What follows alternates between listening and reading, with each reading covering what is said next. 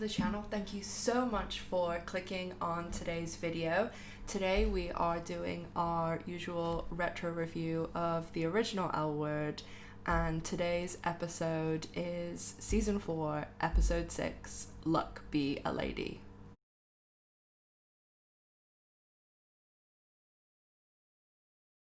Just to give a little shout out, the day before this review goes up, I did post a season 2 L Word Generation Q update filming video, so if you haven't checked that out already, go and check that out after this video. I'll link it in the cards above and also at the end.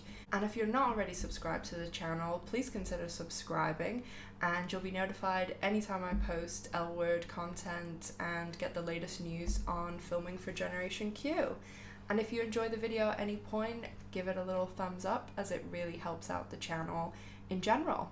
Before we get started, just wanted to say that this episode could not have come at a better time because of the poker and gambling focus. Up until literally 2 days ago, I worked in the e-gaming sector and I've just left it, so I couldn't really talk about some of the things before, but now obviously I can. And having worked in the e-gaming sector for a really long time, especially for one of the biggest poker site in the world, I do have a lot of insight into poker and gaming in general. But let's get started with each of our characters, and I'll talk about that as we get to the poker scenes. First up, of course, is Jenny, and she has just gone over the edge. The beginning where they're doing the phone call and it's like Alice, Shane, Bette, and everybody gets brought in. That is just pure awesome L Word. I wish they did that more, those phone call scenes, because the other great one is in season 6 where Alice phones everybody, and it's kind of like the texts and stuff where they're seeing the reactions to Alice telling them all about Shane and Jenny. But this entire scene is just genius. There's so many good lines throughout it. And the Jenny one where she borrows the stranger's phone and just goes into this full-blown accent and someone else, it's just, I could not stop laughing throughout this entire scene. It's so great. Jenny's, of course, call with the stranger is she's tricking Stacey Merkin into leaving her girlfriend and going to Shane's premiere, and her girlfriend's kind of given her the ultimatum. And that all begins to unravel throughout this episode, where Stacey Merkin turns up, sees that it's Jenny, all is revealed to the girlfriend, and it's just L Word drama at its finest. I think that whole plot line was just so Jenny and so crazy, and no other character could have got away with doing it, but just hilarious. The whole thing was brilliant. Next up is Shane, and although Shane, her whole storyline of the underwear modeling and the going to the premiere is a main focus of the episode, but Shane doesn't really have crazy amount of time or things to do in this episode. We just get a little progression with her and Paige and that whole storyline, and Shane, when she's on the phone to Alice, is, as I've said, the best scene in the entire episode. And it's quite long too, and it just brings in every character. But when Shane answers the phone and, Stacey Merkin's girlfriend says, "Oh, hi, Debbie," and Shane's like, "What? Who's Debbie? What's going on?"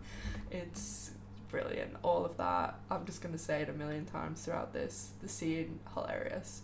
Helena is having a really hard time through this episode. Last episode we had her working for Phyllis, and it turned out okay in the end, but Helena ended up having to spend a lot of money when she should have been making money, so that didn't really work out for her. But Alice has got them invited to the premiere, and they're hoping to go to this high-stakes poker game afterwards. So while they're at Alice's, Poppy comes over with Tasha and a lot of people and teaches them all poker. And I always find it so amusing in Friends and shows like this where everybody just comes over and has 1, 2 or 3 hour session, and all of a sudden they're genius poker players. Because I used to work for Poker Stars for a long time in the Isle of Man and in New Jersey, and I have a really close friend who dated probably the most well-known poker player in the world. I play a lot of poker. My dad had the first ever e-gaming site in the world back in the 90s. He's a big poker player. It's like my family, just we grew up doing that, and it's not something that you get good at overnight. So it takes a lot of time, effort, skill. You go through losing a lot, but you know, you get your skills up in the end. But I guess that shows in the end when Helena seriously loses. And if there's one true thing about the poker in this episode and how it's portrayed, and this just goes for gaming in general, the house always wins. Just remember that if you go to a casino. I also used to publish slot games that had a lot to do with the design, the math, everything like that. The house always wins, trust me. Alice, of course, in this episode kicks off the whole telephone thing, and it's all over mainly her and Phyllis and the kind of mess that she's put Bette in. Phyllis just cannot get over Alice, and Alice, obviously, when they're having the poker game, Tasha and Alice start there like flirting, and when Alice actually gets elbowed in the face, Tasha takes her to the emergency room, and that's when Tasha tells her that she was in the service. And I think I said this a few reviews ago, but it is kind of amusing, well, not amusing in a dark way, that when I watch things like this from not that long ago, when they reference like George Bush and things, and we think back then in, you know, the mid-2000s that he was the worst in the world, and, you know, all these issues, and now, oh my god, I'd take George Bush over you know who any day. But it's also mental, like on a serious side, to think that this, you know, isn't that long ago. This came out like not even 15 years ago, and one, it was when gay marriage wasn't legal, but two, it was also when you would get discharged from the army, Air Force, anything for being gay. Like, it's honestly lunacy, and I'm so glad that we have moved in the right direction, but it's also important to remember those things weren't always given. We weren't always so lucky, and to remind people who are younger and coming up in a world where it's more accepting, that people went through hard times and people fought and went out and protested and, you know, did these things so that the younger generations could have an easier life and could openly serve and could get married. So it's always important to remember those things and to show enormous respect to the people who have lived a hard life and made your life easier.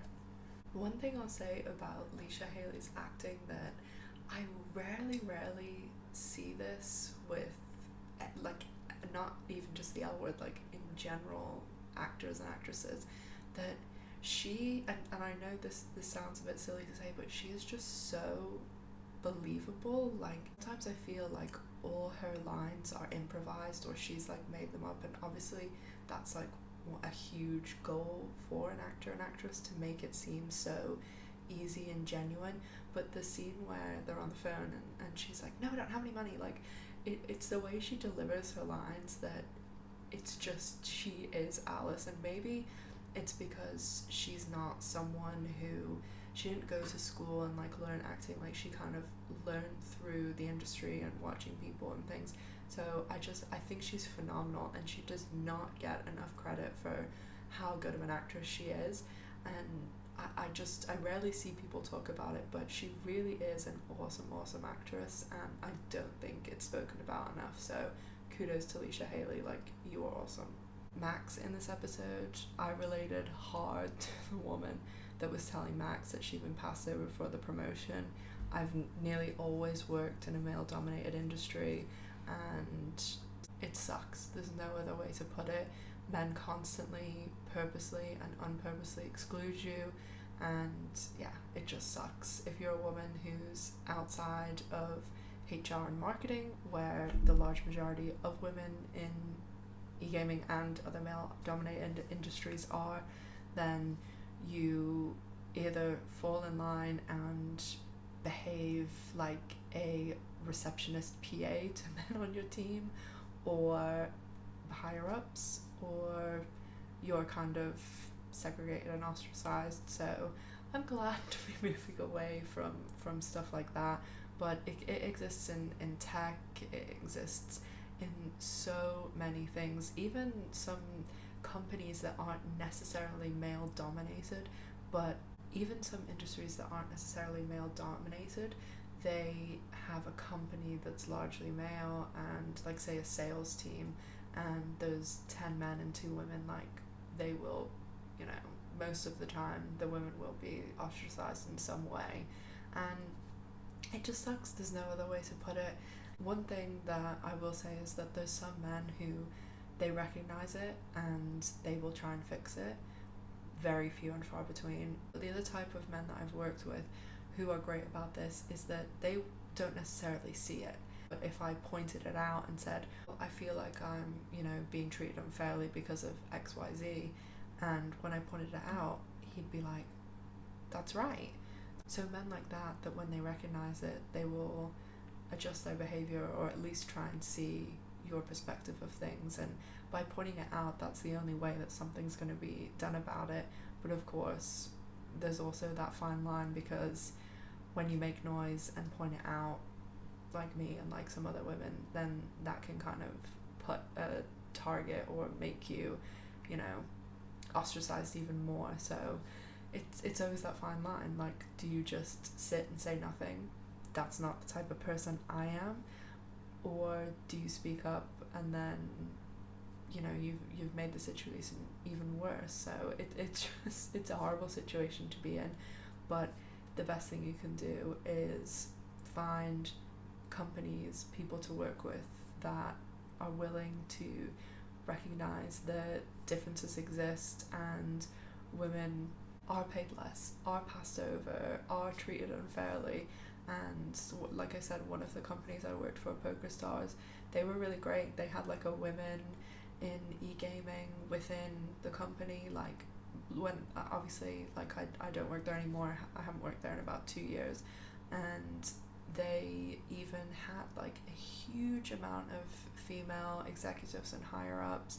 So it's about finding those companies that really want to change things for the better. Tina in this episode, she has one scene when she comes into Bette's office and is not happy about Angelica's preschool, and yeah, I mean, what she kind of says is justified, that she doesn't want Bette, you know, passing on her kind of obsessive, competitive, you know, need to be the best nature, but obviously Bette wants the best for her child too. And it is that whole thing of private schools, public schools. I mean, for my childhood, I went to a normal, like, public state school, because it's different. In the UK they say public school, and that public school means private school, but in the US public school means like regular school. So I went to regular school until I was 11, which is over here in the UK is what age you start high school. And then I went to boarding school, and then I did my junior and senior year in Florida in a private Catholic girls' school. I've mentioned before that the US press secretary is a friend of mine that I went to high school with, so that's how I know Kaylee McEnany is from high school. And you know, I went to university in Florida too. It was a private university, but I got a scholarship, that's why I went there. So I mean, I don't know,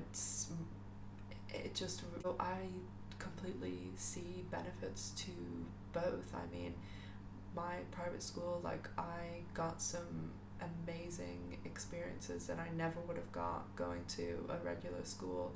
Like, we went to Russia when we were 14, and we went, you know, on all these really cool trips, and obviously got a great education as well.